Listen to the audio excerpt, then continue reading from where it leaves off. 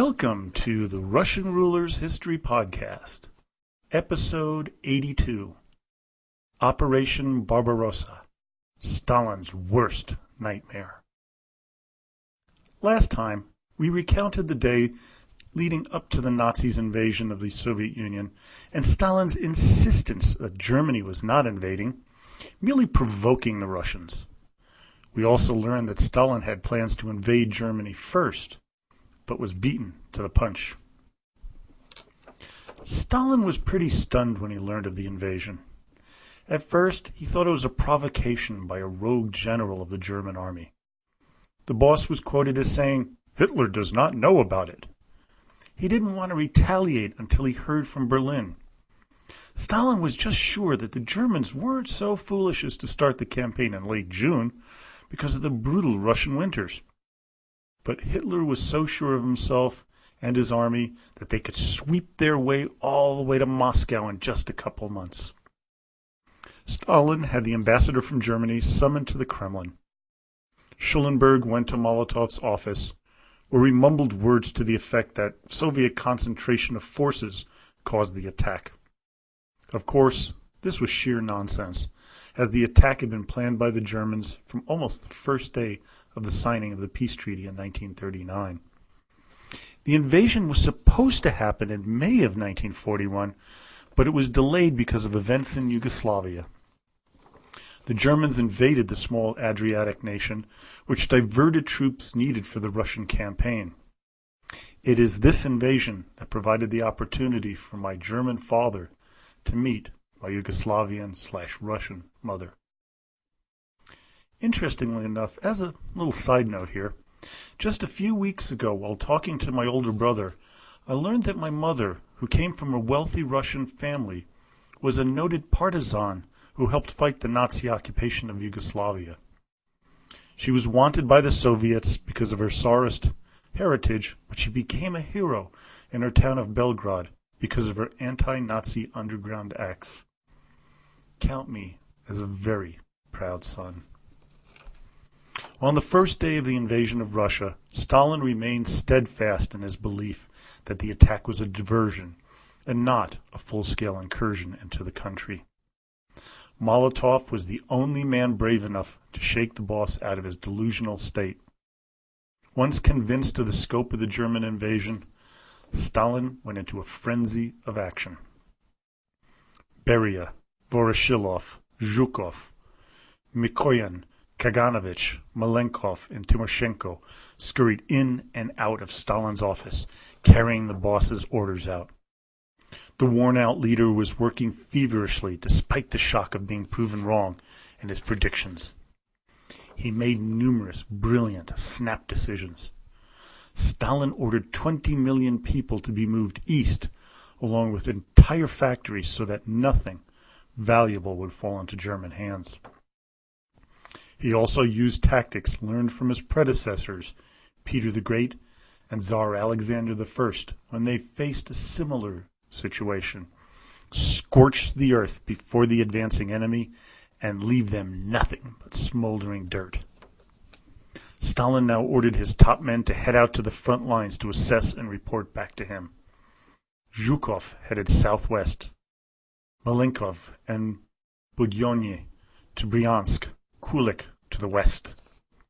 Within days, reports came into the Kremlin describing the collapsing fronts. By the 25th of June, Stalin was forced to come to grips with the enormity of the catastrophic losses. Orders were given to move the body of Lenin to Siberia. Moscow was one of the obvious targets, as was Leningrad, the old St. Petersburg, and Stalingrad, the old Tsaritsyn. Minsk was being threatened when Stalin recalled Zhukov to Moscow to come up with a plan to slow the Nazi juggernaut, because he could see that the Germans would point it straight at him in Moscow. By June 28th, 7 days into the invasion, the Germans were 300 miles deep into Russia as they took the Belarus capital of Minsk. Stalin sank into deep depression. I'd like to read the comments made by Stalin to his inner circle from Simon Montefiore's book, Stalin, the court of the Red Tsar. I must warn you, the language is explicit. There we go then, said Stalin. Let them get it sorted out themselves first. Let's go, comrades. Stalin led the way out of the office. As they climbed into the cars outside, Stalin uttered his first words of truth since the war began. Quote, "Everything's lost. I give up. Lenin founded our state and we've fucked it up." Stalin cursed all the way to Kuntsevo. "Lenin left us a great heritage, and we, his successors, have shitted it all up." Even when they had arrived at the house, Molotov remembered him swearing, "We fucked it up." The "we" was meant to include all of us. Stalin said he could no longer be leader. He resigned. At Kuntsevo, Molotov tried to cheer him up. They left the broken Stalin sulking at his dacha. From here, the boss went into seclusion. He wouldn't reply to any members of his team. Scrambling, Lavrentiy Beria came up with an idea, a war cabinet, with himself, Molotov, Voroshilov, and Malenkov, led by Stalin, if he would do it. Off to Stalin's dacha in Kuntsevo they went on June 30th. Cautious and very nervous, the men approached Stalin, but the one who was most nervous was the boss himself. Stalin, according to Beria, expected anything could happen, even the worst. The conversation within the group went something like this, according to Montefiore. Quote, Molotov, who was the most senior and therefore the most exposed to Stalin's vengeance, stepped forward. "Thank you for your frankness," said Molotov, "but I tell you here and now that if some idiot tried to turn me against you, I'd see him damned. We're asking you to come back to work." "Yes, think about it," answered Stalin. "Can I live up to people's hopes anymore? Can I lead the country to final victory? There may be more deserving candidates." "I believe I shall be voicing the unanimous opinion," interjected Voroshilov. "There is none more worthy." "Pravilno, right," repeated the magnates.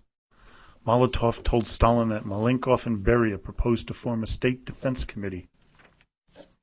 "With whom at its head?" Stalin asked. "You, Comrade Stalin." Stalin's relief was palpable. The tension left his face, but he did not say anything for a while. Then, "Well..." Beria took a step and said, "You, Comrade Stalin, will be the head," and he listed the members. Stalin immediately went into command mode. He knew he had survived. He had been so utterly ruthless in his purges that even in times when he was most vulnerable, they were all too scared to take him out. But wasn't the whole episode merely an act put on by Stalin, copying his mentor, Ivan the Terrible's actions back in the day when he threatened to leave Moscow, he threatened to resign, and then having the boyars begging him to return to his people? Yes, this was a grand game played by the boss. He had his NKVD boys, Poskrebayshev and Beria, taking notes on what people were saying behind Stalin's back. Luckily for most of them, they learned their lesson during the Great Purge, and they did nothing without getting permission from the boss. Stalin went on the radio to talk to his people on July 3rd to begin to lay out a plan to stop the tide of desertions and captures by the army on the front by blasting what he called cowards, deserters, panic mongers. He needed to do this as the Germans now captured Smolensk, along with 300,000 additional prisoners of war. Over 2 million men were now lost to the Russian war effort. Then he approved of an order, the notorious Order Number 270, which in effect said that any man captured by the enemy would have his entire family destructed, killed, murdered.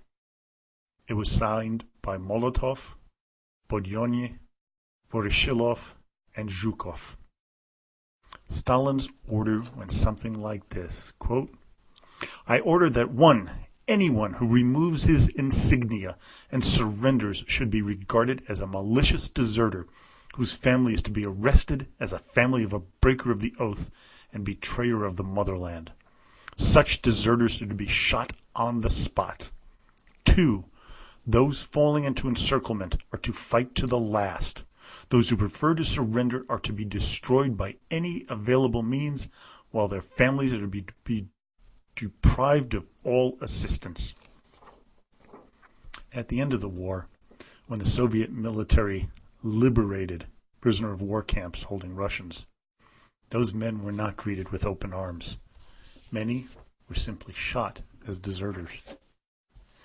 Join me next time as we cover the war effort and begin to see the tide turn and German advances were halted with the brutal battles of Moscow, Leningrad, and Stalingrad in what will be the longest podcast I've done to date by far.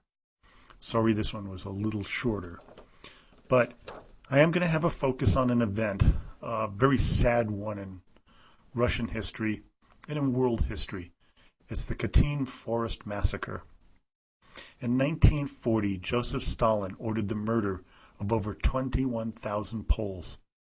For many years, it was thought that the Nazis had committed the atrocities due to Soviet propaganda.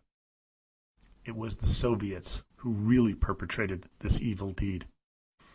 In 1989, Gorbachev revealed that it was Stalin who ordered the massacre. Here is a translation of the order I copied with permission from the website Katyn, which is katyn.org.au. While not a pretty website, it is chock full of information on this human tragedy, and I recommend anybody who's interested in it to read what they have there. The order goes like this. Stalin's order for Katyn Forest Massacre, top secret. 5 March 1940. USSR People's Commissariat for Internal Affairs, Moscow. To Comrade Stalin, a large number of former officers of the Polish Army, employees of the Polish police and intelligence services, members of Polish nationalist, counter-revolutionary parties, members of exposed counter-revolutionary resistance groups, escapees, and others, all of them sworn enemies of Soviet authority, full of hatred for the Soviet system, are currently being held in prisoner of war camps of the USSR, NKVD, and in prisons in the western provinces of Ukraine and Belarus. The military and police officers in the camps are attempting to continue their counter-revolutionary activities and are carrying out anti-Soviet agitation. Each of them is waiting only for his release in order to start actively struggling against Soviet authority. The organs of the NKVD and the western provinces of the Ukraine and Belarus have uncovered a number of counter-revolutionary rebel organizations.